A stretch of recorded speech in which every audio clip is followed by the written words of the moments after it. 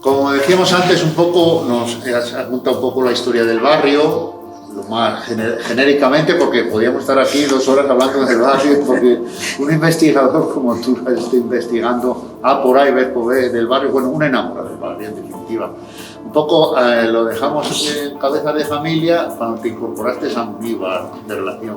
Sí, ahí Munívar, yo cuando entro estaba un grupo de gente muy baja, estábamos en plena transición. Estaba Ladis de presidente, luego estaba Tita, estaba María Treceño, María Ángeles Rodríguez, Jacinto, Maide, y no quisiera dejarme gente en el tintero. Y bueno, ahí se había producido un cierto vaciamiento de la asociación, porque la asociación nace en el 76, yo no estaba, pero me lo han contado, lo he investigado, y ahí tuvieron un momento de eclosión muy fuerte cuando nacen con el tema de las acometidas de Conisa, que es una empresa que urbanizó las calles del Barrio Blanco, y pasaron unas facturas, bestiales. Entonces, bueno, claro, ahí se produce un clamor popular, de ahí mucha gente del Barrio Blanco se asocia, y hay un movimiento muy fuerte de la asociación de vecinos. Bien, es verdad que en la asociación de vecinos, en el momento que empieza a vislumbrar ya, pero aquí en toda España, las primeras elecciones democráticas, las municipales, ya mucha de la gente empieza a marcharse de las asociaciones de vecinos, y ese movimiento fuerte que hubo aquí, quizá menos, pero en Madrid y en Barcelona, en Bilbao, en las grandes capitales industriales, las asociaciones tuvieron mucha potencia. Aquí también, menos la de Chamberí, por ejemplo, con la Riada en el 76, que luego se hizo un festival taurino para recaudar fondos para aquella gente, etcétera, etcétera. Tuvo mucha pujanza. El problema está en que, claro, se produce un vaciamiento de personas que encuentran otro acomodo. Y ahí nos quedamos unos poquitos tirando del carro. Y la primera movida gorda que volvimos a tener ahí en el año 79-80, enlazando con lo del Barrio Carmen, es la amortización anticipada de todas las viviendas del Barrio Carmen Rojo, que estaba esto a rebosar de las asambleas que teníamos. Viene una empresa de abogados de Madrid, que no recuerdo ahora el nombre, que el propio Mopu, en aquella época dueño de lo habían transferido, la obra sindical del hogar, había transferido ese barrio al ministerio, y el ministerio se quería deshacer del barrio. Entonces, claro, había que pagar lo que faltaba por amortizar, y ahí tuvimos una auténtica batalla importante que nos dio mucho trabajo y mucho caché y de prestigio, llamémoslo. Bien, es verdad que muchas veces ese prestigio, como nos ha pasado siempre, y tú lo sabes, porque yo lo he dejado escrito en alguna parte, hemos sido durante muchos años sucesivas asociaciones de afectados. Sí. Es decir, nosotros, por una cuestión metodológica, siempre no era la asociación de vecinos quien hacía y deshacía, sino primer paso era nombrar una comisión de afectados. Y en estrecha colaboración con la asociación de vecinos, que le daba cobertura legal, íbamos a donde hubiera que ir y luchábamos donde hubiera que hacer. Luego se resolvía el problema, y ahí es donde nunca hemos entendido, o no hemos sabido enganchar a gente que se quedara trabajando de otros problemas que han ido llegando. Obviamente, porque los problemas en los barrios obreros nunca desaparecen. Desaparecen de un tipo y aparecen de otro. Entonces, bueno, nosotros ahí luego ya saltamos a otro tipo de conflictos, que yo recuerdo en los años 80, ahí en la zona de Calisto y Melibea, en la confluencia con el Boulevard de Alfareros Marineros. Ahí quisieron expropiar, así como quien dice, a precio de saldo, y ahí tuvimos también un momento potente de lucha para lograr que se hicieran las cosas de otra manera. Estaba yo. Entonces, bueno, y luego, importantísimo también, un tema que a mí yo quiero mucho, que es el tema de las contribuciones especiales. Contribuciones especiales que, bueno, que era una auténtica contradicción, el que las calles que por desgracia en Pizarrales, en aquella primera urbanización que se hizo en los años 60 no se habían podido asfaltar, ahora nos las asfaltan y nos cobran por ello, ¿no? Pero no nos cobran ni 1.000 duros, ni 30, ni 50, nos cobran hasta 100.000 pesetas en la calle El Limón, en la calle Luis Anaya. Y no es ya la cuantía, ahí nosotros nos posicionamos claramente en que no era un problema de legalidad. Las contribuciones especiales como figura jurídica son más antiguas que el catarro. Ya estaban en la época de la República y antes de la República, de la Segunda. Pero era una incongruencia en los años 80 que en los barrios periféricos, por asfaltar las calles, te cobren por asfaltarlas. Con el agravante y la paradoja, en aquella época, que yo se lo hice ver, en aquella época yo era responsable del tema urbanístico en Pizarrales, se lo hice ver al alcalde, que en aquella época se asfalta también la carretera de Ledesma. Y la carretera de Ledesma la urbaniza el MOP, sin coste ninguno para los pizarraleños que viven en la carretera, que son todos edificios en altura. Y las calles del interior, que son casas de planta baja, que algunas además tenían entrada y salida por distinta calle, con lo cual las facturas eran terribles. La gente que tenía una casa en la calle La Victoria tenía el patio, le daba para la calle Limón, o más o menos, no me acuerdo si es así como va la calle, o la calle Segovia y tal. Te quiero decir que le pasabas una doble factura, una por un lado. Y decía, bueno, esto así no puede ser. Quiero decir que conflictos en los años 80 no nos faltaron, como siguen sin faltar, y los fuimos solventando como Dios nos dé a entender. Y yo luego ya ahí empiezo a abandonar un poquito la asociación de vecinos, porque venías del taller, si quieres hablamos del taller, porque yo todo esto lo alternaba con el taller artístico. Y luego me fui a Balón. Entonces, en el taller artístico, que entré en el año 78, bien es verdad que cuando yo entré en el taller ya llevaba un par de años funcionando. Yo entré cuando empezaron a darle un sesgo más social al asunto, porque he de reconocer que yo lo del pintar, como que no. Eso que tuve la mejor maestra del mundo, que fue Teresa Ustariz, pero no me han llamado a mí por la pintura. Entonces, cuando el taller rompe el esquema porque empieza siendo, esto Manuel Martín, el día que lo entrevistéis, os lo va a contar mejor que él.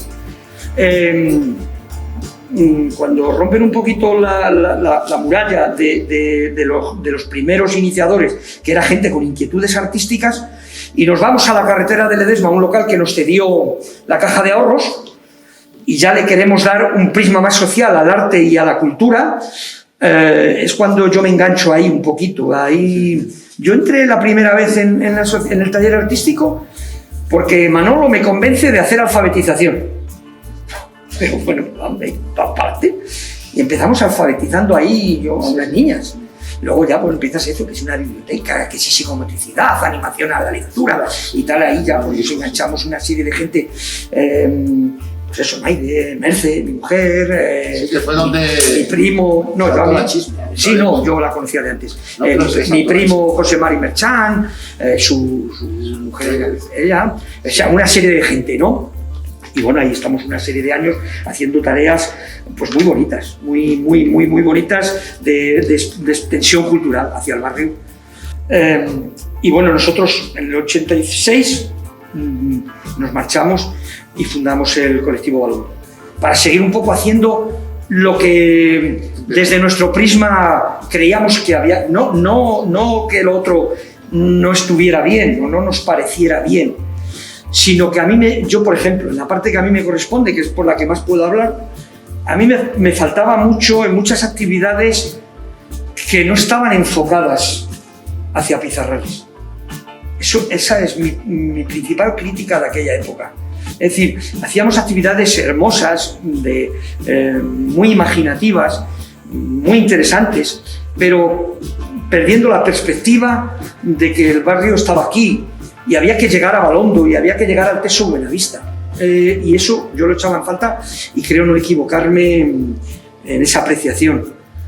La prueba es que yo cuando he seguido y las actividades que hemos hecho y las que habéis hecho, por ejemplo la revista, de la que luego hablaremos, a mí me interesaba no hacer tanto una revista para las élites y para las clases medias, sino, pues eso, la prueba es que era, como todo proyecto,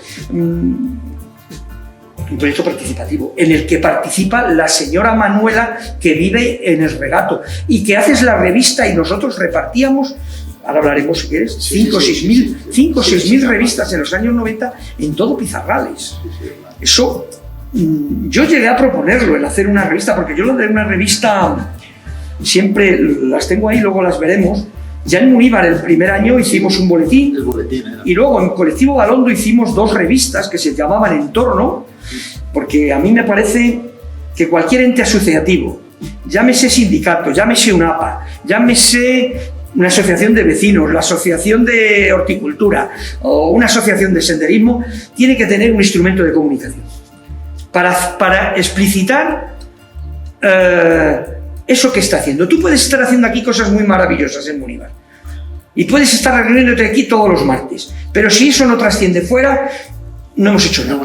Tienen que conocer, por ejemplo, este canal que tenéis ahora, pues me parece fundamental, es una adaptación en el tiempo a esa revista. A lo mejor al hacer una revista en papel no tiene ya sentido, efectivamente, pero sí tiene sentido utilizar los nuevos canales de las redes, etcétera, etcétera, porque en definitiva lo que estamos buscando es hacer barrio, es crear lo que a mí me gusta mucho, es decir, superar los egos y fomentar en nosotros, que es lo que falta. Que era una revista, una asociación en la que tuvimos mucha suerte de que confluyéramos allí no solo gente que habíamos salido del taller y gente que veníamos de la asociación de vecinos, sino gente que venía de la parroquia, gente que venía del movimiento Scout, gente de otras plataformas, y bien es verdad que duramos poco, porque nos estábamos haciendo viejos. Viejos me refiero en que estábamos entrando en una casadera, y claro, cuando ya empiezas a tener pues eso, cargas familiares, pues obviamente ya no le puedes dedicar tanto activismo al barrio cuando ya tienes que empezar a pagar facturas. Entonces, claro, los hijos ya demandan de ti una serie de actividades y de tiempo, que hay que cambiarles el pañal y darles de comer. Entonces vas poco a poco abandonando y dejas o intentas que venga gente a dar el relevo. Otra cosa es que hayan venido o no hayan venido. Y ahí en ese intervalo, ahí es donde surge un poquito los que quedamos de Balondo. El colectivo Balondo está entrando como gente de refresco, que es Asjúpar, que ya entrevistasteis aquí en este canal a Manolo González Fernández y otra gente, que no me puedo acordar de todos los nombres, y ahí hubo una cosa muy interesante, porque se produjo una ligazón entre gente más veterana, que veníamos ya un poquito en la cuesta abajo, y ellos que tenían el ímpetu de tener 18 años, y que es lo que uno añora siempre en estos sitios y en cualquier ente asociativo, que se produjera un relevo natural. Es decir, yo meto aquí 4 o 6 años de actividad y a la vuelta, llámese aquí, llámese en APA, yo estaba en APAS, quiero decir, y dices, coño, que aquí yo ya estoy estorbando, que yo ya he cubierto mi cupo, venga, que entre otro. Otra vez. El problema es que no entran. Entonces, ahí se produce una cosa que yo siempre había añorado, que era, pues eso, tener una revista, un cauce de información en el que informas, formas y entretienes, llamémoslo, a la gente, porque se hacían pues un poco todo, y dándole mucha cancha a la gente del barrio, mucha cancha, porque había una página que llevaba Merce, que era el álbum de Pizarrales, donde la gente te prestaba fotografías. Había un rincón creativo donde la gente escribía poemas, te mandaba la foto del último cuadro que había pintado, etcétera, etcétera. Tenemos aquí a Alex, que en aquella época también incluso participó con algunos artículos, fotos, etcétera, etcétera. Es decir, que estaba abierto, era un proyecto precioso de participación ciudadana, de participación del barrio. Y estuvimos, pues, a un ritmo de uno trimestral, pues hicimos 23 números, 23 o 24, no me acuerdo muy bien, y bueno, pues el agotamiento y la vida te va llevando y al final lo dejas en el año 95, 96, pero yo creo que es para estar orgulloso de ese proyecto, porque en Salamanca ciudad no creo que haya habido ningún barrio donde haya habido una revista tan rica, también maquetada y tan ligada a su barrio y con esa continuidad, porque en todos los barrios de Salamanca ha habido muchos boletines. Sí, sí. Yo me acuerdo en Puente Ladrillo, en Chamberí, yo tengo algunos de todos esos, porque yo estaba en la coordinadora de asociaciones de vecinos, y la verdad es que, pero con ese nivel de continuidad, nunca. 24 números a un ritmo de 4 anuales, fueron 5 o 6 años a tope y con un trabajo ímprobo, porque, por ejemplo, repartirlo, Pizarrales es un barrio gigantesco, y había que repartir casa por casa, tela marinera. En el año 78-80 empiezan las primeras elecciones democráticas y los ayuntamientos se tienen que dedicar a Chamberí, a Prosperidad, a Puente Ladrillo, a Pizarrales, que está todo sin hacer. Nosotros tenemos un potencial de conflictos que nos ayuda a ser vivos y a estimular nuestra mente y a echarle mucho trabajo, porque la falta de recursos que ha habido aquí históricamente, desde siempre, pues la Asociación de Cabezas de Familia y todos los que hemos venido después, ha sido todo a base de trabajo y trabajo. Hacer una revista, hacer carteles, hacer este canal, hacer lo que sea, todo es a base de mucho curro, porque no tenemos a papá que tiene dinero. Digo, papá, es así. ¿Cómo ves en estos momentos la evolución del barrio, tanto urbanísticamente como socialmente en estos momentos? Bueno, pues yo actualmente la veo urbanísticamente, por empezar por algún sitio, un tema que me gusta. Por esto a mí me parece que el barrio, bueno, pues como veis, está un poco a medio hacer, porque todavía, después de la crisis económica, pues todavía queda mucha casa molinera por transformar en viviendas, que no digo que haya que hacerlo, pero ahí se ha quedado, con lo cual da un aspecto un poquito a medio camino entre un barrio más moderno y un barrio que conserva todavía su vieja fisonomía. Y urbanísticamente, pues he de decirlo, y lo dije muchas veces, pues me parece que perdimos una oportunidad histórica, porque se ha hecho con un urbanismo muy ramplón y muy mediocre. Ahora mismo cuando venía camino de aquí, he venido un poquito antes dando una vuelta y venía viendo ciertas calles y sigo viendo pues cosas que no se hicieron la rectificación de alineaciones adecuada, no se hicieron retranqueos, no se conservaron como es debido ciertas plazas. Por ejemplo, tenemos ahí el célebre caso de la casa que hay ahí en la confluencia de López de Vivero con Cardenal Cisneros, que fue una casa muy polémica y que fue motivo de dedicarle casi una página en la revista Pizarras. No hubo manera. A mí me parece un pegote, pero es que eso me parece un pegote, pero me parece un pegote casi todas las calles de Pizarrales, que fue origen de cómo se construyó el barrio. Si nos ponemos a mirar, luego lo han solventado con hacer las calles unidireccionales por los coches, pero las aceras, hay en algunas que no llegan ni a 50 centímetros. Y yo no estoy hablando de que las calles había que hacerlas más esponjosas para que el tráfico rodado fuera mejor, ¿no? Y más ágil. No, lo digo por la gente y por la propia densificación de las viviendas. Hay viviendas que el soleamiento, la luminosidad deja mucho que desear, porque prácticamente están como de aquí a esa pared, 5 metros. Oye, me decían en aquella época, es que si hacemos lo que vosotros planteáis, nos cargamos el parcelario. Digo, no os cargáis el parcelario. En caso de que os carguéis el parcelario, ahora mismo hay mecanismos legales urbanísticos que permiten que el dueño de esa casa que vas a hacerle un retranqueo potente, se lo das o bien en altura o se lo das a través de transferencias de aprovechamiento en otra zona de la ciudad o se lo das en dinero, pero con los mecanismos que te ofrece la ley del suelo. Es decir, ahora mismo venía por ahí atrás. Tienes la calle del doctor Talavera, donde vivió don Santiago. Esa calle está retranqueada como 3 o 4 meses. O como se hizo en Calisto y Melibea. Oye, es que una calle que en origen, cuando se hizo el barrio en plantas bajas, eran calles de 3 o 4 metros de ancha, tú no la puedes luego construir, aunque solo es verdad que solo se ha permitido dos alturas o 2,5 en el interior del barrio, pachasco que hubiesen consentido 5. ¿Entiendes? Es que no, claro, por eso digo que yo no reivindico más anchura de las calles para que los coches transiten mejor. Nosotros reivindicábamos calles más anchas para que la luminosidad de las casas fuera un poquito más rica. Es decir, que tú te puedas parar en la acera a hablar con alguien.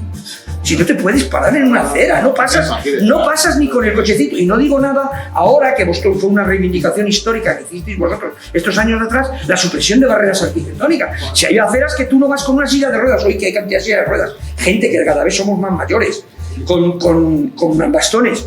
¿Por dónde pasas? Que no te metas en la calzada y te lleve un coche. Es decir, quiero decir, a mí el urbanismo que se hizo en los años 80 y 90 y hasta ahora me parece que no era el acertado, y lo digo, lo manifestamos y ahí están las consecuencias. Ahora ves muchas calles que dices, ¿pero qué es esto? Esta misma aquí la calle Escuelas Viejas, que acabo de verla, lleva una alineación de entrantes y salientes que es que ni siquiera has tomado una. Dice, bueno, puede ser más ancha la calle o menos ancha, pero una alineación, no un trozo de calle hasta aquí, la siguiente un poco más, la otra vuelve a entrar.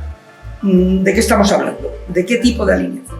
Y no solo me estoy refiriendo a las alineaciones, estoy hablando de un caso, por ejemplo, de no hacer reservas de suelo para equipamiento. Por ejemplo, el ejemplo más palpable lo tienes, ¿por qué hacemos un centro de salud en Capuchinos? Si ir a Capuchinos al centro de salud, bueno, no había sitio más lejos, o sea, en la periferia de la periferia. Sí, porque tú no contemplas en el barrio blanco, a lo mejor hay que, sé que suena duro decir este tipo de palabras, pero, ¿cómo se? Expropiado, pues a lo mejor una manzana de casa. ¿No? Y cuando digo expropiar, no digo como nos pasó aquí, digo en Calisto y Melibea, no, porque no lo hubiésemos consentido. No se consintió que a la gente le dieran el justiprecio, no.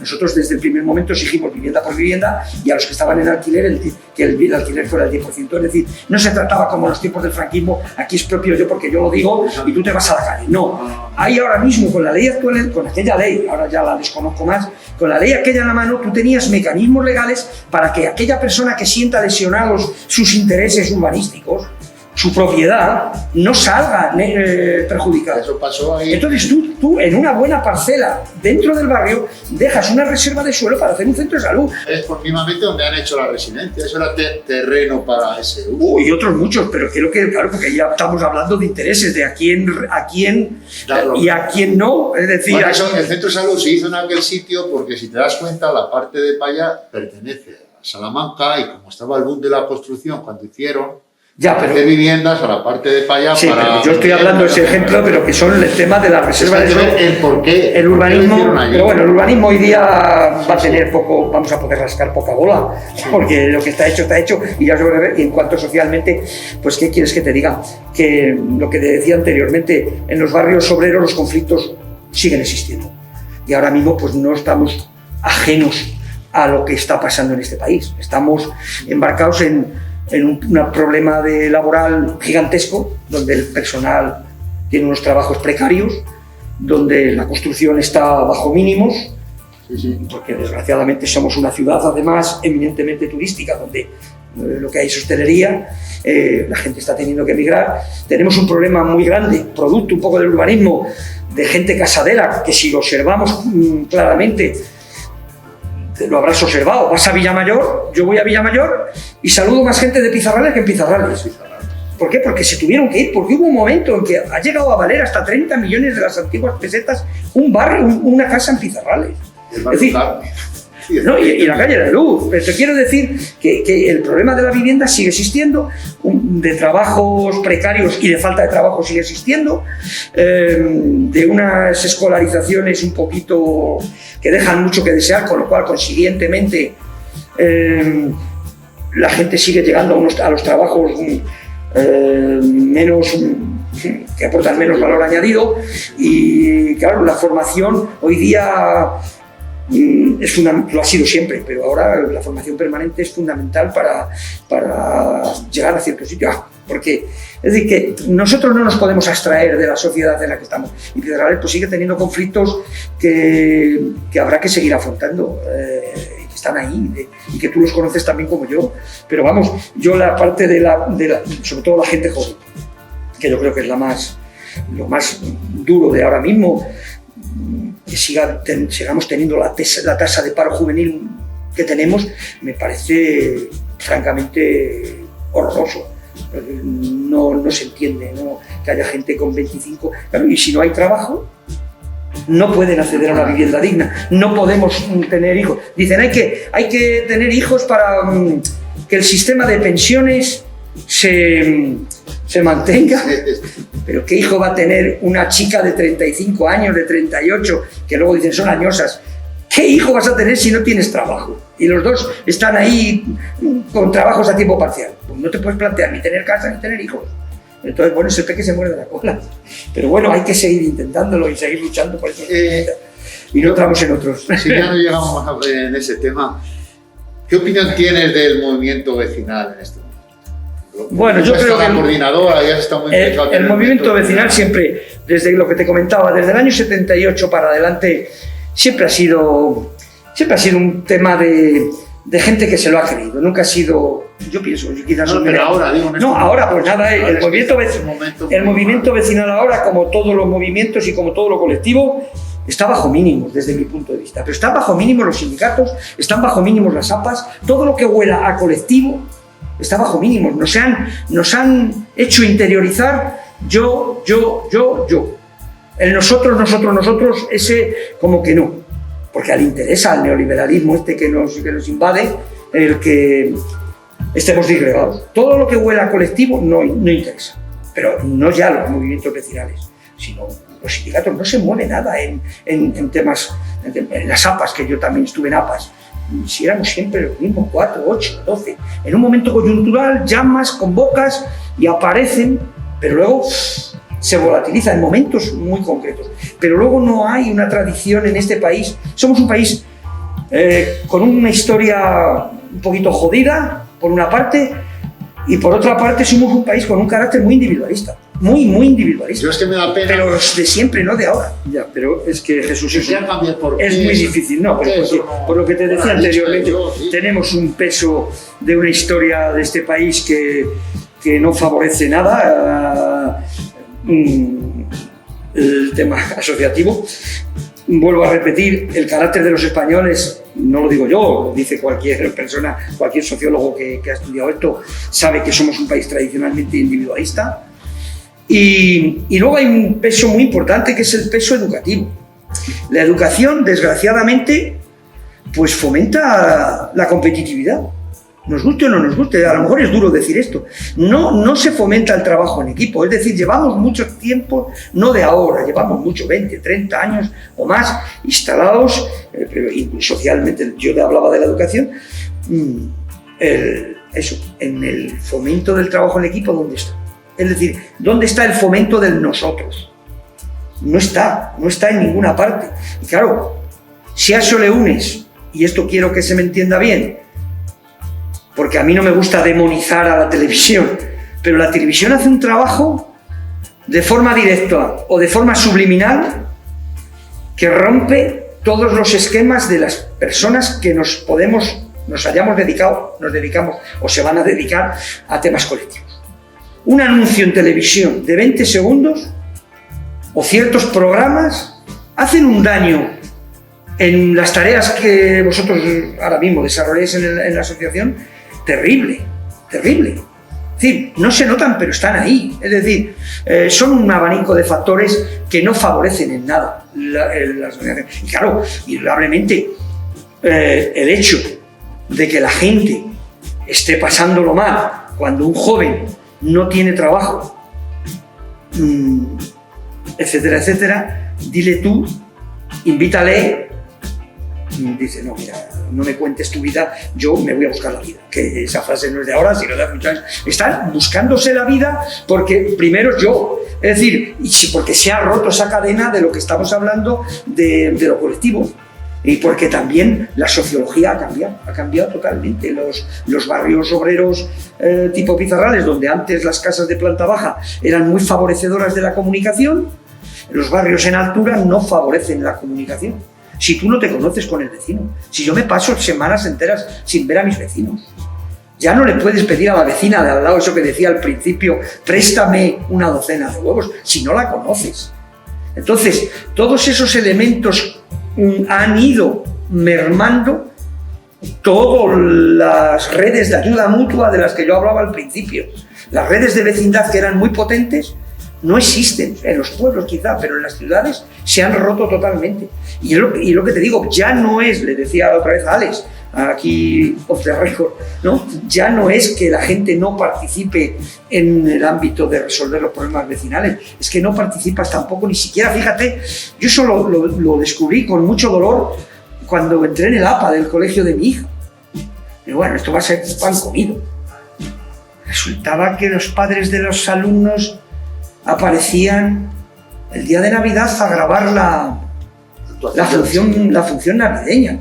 Luego, en la escuela de familias y en otro tipo de actividades, la cual más interesante, yo la conferencia era un colegio de 300 familias, en la charla coloquio más bonita, una preciosa que hicimos, el día que más estuvimos 14. Tú te quedas ojoplático perdido, diciendo, bueno, ¿esto cómo es? Estoy hablando año 99, 2000, 2001. No es de ahora, eso viene de atrás. APA, tu hijo, tu hija, algo que te mueve. ¿Quién te mueve a ti más que tus propios hijos? Y dices, bueno, pues si esto es así, pues que venga Dios se lo vea, ¿no? Ni que hagas boletín, ni que hagas charlas, ni que hagas exposición de no sé qué. Entonces, es eso, es triste. Y yo no sé cómo abordarlo, no, que la cuestión no está en tanto en el qué, sino en los cómo resolver. Es decir, cómo adaptamos nuevos métodos, porque conflictos van a seguir existiendo. La prueba la tenemos ahora mismo. Si hemos solventado esta crisis económica anterior a la pandemia, ha sido gracias a las familias que han sustentado, muchos pensionistas han sustentado las economías familiares de los hijos y de los nietos, porque no llegaban. Entonces, ahí había una parte de ayuda mutua, en este caso a través del parentesco, pero desgraciadamente nos han inoculado y hemos interiorizado que tú eres tú y yo soy yo. Y lo ves en el mundo del trabajo, es terrible. El mundo del trabajo a veces parece la jungla de que alguien tiene que llegar ahí arriba, no sé cómo, pero tiene que llegar. Y no se apiadan. No tengo yo la solución. El diagnóstico es fácil, entre comillas, hacerlo. El problema es cómo resolver y cómo reconstruir, que es lo que venimos haciendo desde tiempo inmemorial. Yo creo que el fundamento de las asociaciones, de cualquier tipo de asociación cívica, no estoy hablando de una asociación ornitológica, ni de 4 amigos que se juntan para hacer senderismo, pero cualquier asociación que tenga una cierta vertiente social, en el fondo lo que estás intentando es reconstruir tejido, hacer barrio o reconstruir el nosotros, porque somos juntos como podemos resolver ciertos problemas. De uno en uno no los vamos a resolver. Efectivamente. Creemos que sí, y bendito el que lo logra, pero otros muchos se quedan en el camino. Pienso yo. Sí. No, o recurren a ti ya a última hora, la asociación. Eso es otro cantar. Tienes que andar y a lo mejor llegaba el hombre andando, como tú dices, solo andaba un año ahí dando tumbos. Claro. Alguien le dijo, oye, vete a la asociación que te lo resuelve. O te ayudan y demás. Definitivamente ha pasado un caso hace poco, que no viene el caso, que oye, intervenir la asociación al menos para ir aclarando el tema. No se ha solucionado, pero bueno, está aclarando el tema. También, otra pregunta más que tengo.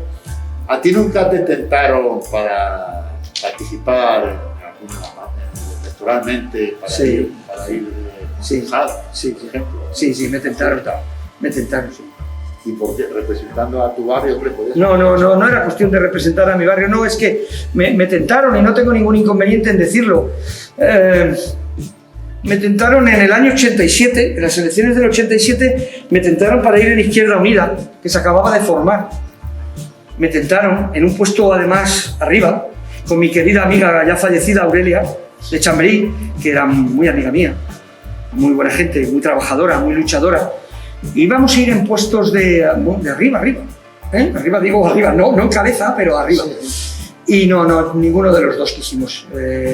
Yo no lo vi claro, el proyecto no digo, me hubiese gustado, no lo sé si me hubiese gustado, pero no vi, la prueba es que nos sacaron por la Izquierda Unida. Estaba muy incipiente la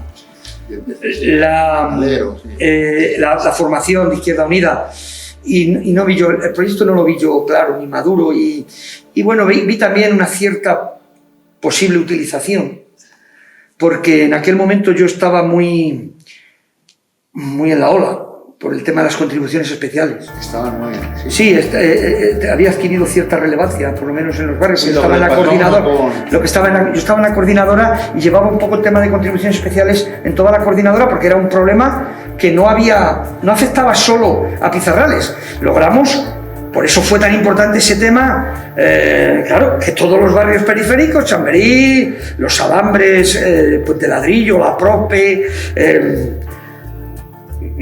hicimos frente común, y tanto Aurelia como yo creo, no es petulancia, era así, éramos muy conocidos en ese momento del mundo vecinal, quizá los que más guerra estábamos dando en ese momento, pero por ese tema estrella, no porque fuéramos, no, es que y no me gustaba, aparte que no hay otras muchas cosas de mundillo de la política no me gustan, y también por un problema de ética, y no es mentira.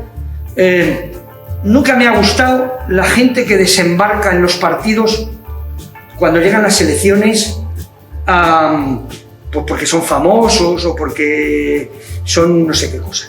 Porque me pongo a pensar en ese militante que lleva toda la vida barriendo sede y dices, ¿y quién soy yo por muy famosillo que sea, para ir ahora en esa lista? Es decir, ¿con qué ánimo va a seguir este hombre militando, o esta mujer militando en el PSOE, en el Izquierda Unida, o en el PP, en el que sea? Pero esto sigue pasando, esto es lo que llaman los cuneros, que llega uno de que lo ponen desde Madrid, viene aquí y el primero en la lista.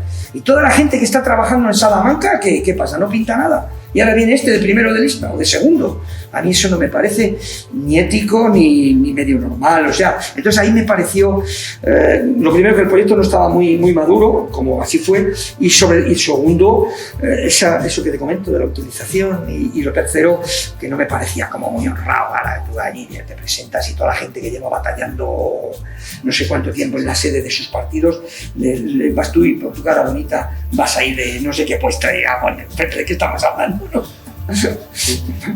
También para finalizar un poco, antes has estado hablando con Alex y eso, porque cuando yo vine, antes de empezar la grabación, ¿para cuándo vamos a tener algún documento del barrio como este que nos has explicado, pero escrito? Bueno, yo ahora tengo algún proyecto entre manos que espero no tardar mucho en plantarlo, en plasmarlo. Que quiero, lo que pasa que le comentaba a Alex que claro, el tiempo es el que hay, y yo pues no dispongo del tiempo que a uno le gustaría disponer. Y bueno, tengo un gran proyecto que estoy escribiendo, una historia del barrio desde hace mucho tiempo, lo que pasa que claro, a ratos perdidos no se pueden hacer nada. Y luego un proyecto que yo creo que va a ser realidad más pronto que tarde, que es una página web en el que yo voy a volcar muchos documentos que yo tengo de cartelística, todas estas revistas, libros sobre el barrio, para que la gente disponga de ello. Es decir, pero no es una página web que hace Miguel, no, o que hacemos Miguel y Merce, mi mujer, no. Es una página web que, como todos los proyectos en los que hemos creído, es una página que tiene que ser totalmente participativa. Yo voy a volcar cosas que yo tengo, obviamente. Traigo aquí un ejemplo de Muniva, esto de la revista Pizarral, yo las tengo todas digitalizadas. Todas las revistas que se han editado en Pizarrales, incluso una que hubo antes en el año 77, editó un grupo de gente, una que se llamaba Pizarrales, que se editaron 3 números, que también está digitalizada. Yo tengo mucha cartelística de todos estos años, cosas que me ha prestado Muniva, y que yo voy a ir volcando poco a poco cuando esa página esté en marcha. Pero eso no es nada si la gente no participa, como está en esa página no eres de Pizarrales, que durante un tiempo ahí se publicaron muchas fotos, pues lo mismo, pero no solo fotos. En la historia de Pizarrales no solo sirve que la gente aporte fotos antiguas, por supuesto que es lo que más vale, también hay documentación que la gente insospechadamente no le da importancia, pero la tiene. Desde una escritura de una casa, el recordatorio de comunión de la niña,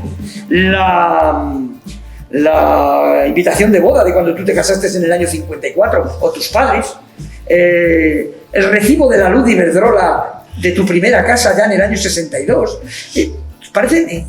Eso parece no tener importancia, pero la tiene. No solo el valor sentimental, pero de documentación, y con eso es con lo que trabaja el historiador, con documentos. Y entonces, la página web, que espero no tardar mucho en que la logremos terminar de montar, pero va muy despacio porque yo tiempo que tengo es limitado, tiene que ser participativa. Es decir, yo estoy dispuesto, y así lo estoy diciendo aquí, a volcar ahí bastantes materiales que yo tengo, lo que es más susceptible, desde fotos hasta revistas, todas las revistas que tengo, que son muchas, libros que se han ido haciendo, que ya son varios libros los que hay y están digitales, los tengo digitalizados, para que la gente los disfrute, los trabaje, reflexione sobre ellos, que es lo que se trata, no tanto como un entretenimiento, ay qué bonito es esto, sino cuando uno lee ciertas cosas nos ayuden a repensar la historia. Uno lee la página de la revista Pizarrales del año 77 o los boletines que editaba la Asociación de Cabezas de Familia, que también editaba un boletín que era de 2, 3, 4 folios, muy a ciclostil, pero están ahí. Entonces, es la eterna cuestión, ¿no?, de dónde venimos y la importancia de la historia. Dice un viejo refrán que a mí no me gusta mucho, histórico, que el que no conoce la historia está condenado a repetirla, ¿no? Pero la historia nos tiene que servir como proyección del presente y del futuro, porque con los cambios metodológicos que queramos implementar, la historia nos tiene que ayudar a resolver los conflictos que se nos están presentando. Y el ejemplo lo poníamos hace un rato. Pues a lo mejor, efectivamente, ya no nos sirve hacer una revista o un boletín de texto, pero sí nos sirve este canal, sí nos sirven las redes, sí nos sirve una página web, pero vuelvo a repetir, no tanto para divertimento como espacio de reflexión, de decir, oye, perdona, que mira, que es que Pizarrales, cuando no hubo agua, se resolvió así, y cuando tuvimos que reivindicar una guardería, se hizo asado. Y cuando en el Teso Buenavista no hubo asfalto, que fue el último en asfaltar, tuvimos que hacer manifestaciones por las noches con velas. Y no nos lo regalaron, fue lucha. No fue Pepito García de la calle Teso Buenavista a ver al alcalde, le dijo, oye, ponme las calles a asfaltar. No, fueron los propios juntos, el nosotros del que yo hablo. Si no hay nosotros, no hay sociedad y no hay solución de problemas. Tú te puedes solucionar tu problema el día a día, pero como colectividad hay problemas que tú no los resuelves. Ahora mismo, como vosotros habéis luchado durante estos hechos, la masificación del centro de salud, yo puedo ir allí por una reclamación. Oiga, mire, que hace 3 semanas que no me... Se lo ponen de reclamación. Pero ahí es donde entra lo colectivo. Es decir, vamos a hacer una manifestación y nos vamos hasta la Avenida Mirar, a la sede de la Gerencia Regional de Área, y allí vamos a reivindicar que los centros de salud haya que abrirlos no sé cuántos días más, o vamos a reivindicar que amplíen la guardería. Es lo que llevamos haciendo desde hace 40 años y como todo ente asociativo que se dedique a lo social, es crear tejido, es crear el nosotros. Entonces, esta otra plataforma, que es un poco como lo de la página, el canal de Pizarrales TV, son nuevas estrategias para seguir intentando conseguir lo mismo. Es decir, hacer barrio, hacer grupo y conseguir que ciertos problemas que se perpetúan y que nadie quiere darle solución, se tienen que trabajar y se tienen que luchar desde el grupo. Porque individualmente, si todos nadáramos en la abundancia, pues como dice el refranillo, los dolos compensan menos. Yo tengo dinero para operarme de cataratas en Barcelona, pues me voy a Barcelona. Pero lo que hay que luchar es porque la sanidad pública, con mayúsculas, mejore. ¿Y cómo mejora? Pues haciendo manifestaciones o haciendo reclamaciones en serie, o yo qué sé. El caso es que hay que hacerlo de forma colectiva y no queda otra.